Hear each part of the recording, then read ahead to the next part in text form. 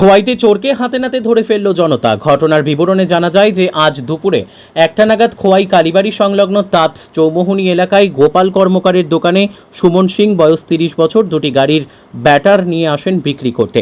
গোপালবাবুর সুমন সিংহের কথাবার্তা অসংলগ্ন লাগায় তার মধ্যে সন্দেহ জাগে এবং সুমন সিংকে আটক করে খোয়াই আউটপোস্টে খবর পাঠান। আউটপোস্ট থেকে পুলিশ এসে সুমন সিংকে ধরে নিয়ে যান। খোয়াইতে প্রায়ই চুরির ঘটনা ঘটছে। চুরির ঘটনাগুলিকে নিয়ে সাধারণ মানুষদের ঘুম নেই বললেই চলে। এটা লইছে বেচবার লাগে আমরা তো এরা অনেক দিন ধরে কইতেছে যে সুর ধরে দিতাম কথা আমরাও তা আইয়ে না ঠিক মতো আমরাও সুবিধা মতো পাইতেছি না।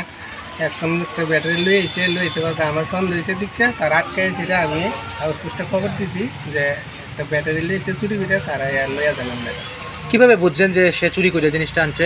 যদি কিছু লোক বুঝতে পারি যে ড্রাগস পার্টি এরকম বোঝা যায়। যদি আমরা অনেক সময় মাল লই আমরা রাখি না কথা হেরা কইতেছে যে না রাখকে সেটা আপনারা আমরা খবর করেন কথা আমরা এটা তদন্ত করবো। এখন পুলিশ এসে তার এখান থেকে লয়ে গেছে না? আপনার নাম? গোপাল কর্মকার। আমি জায়গাটার নাম কি? আচ্ছা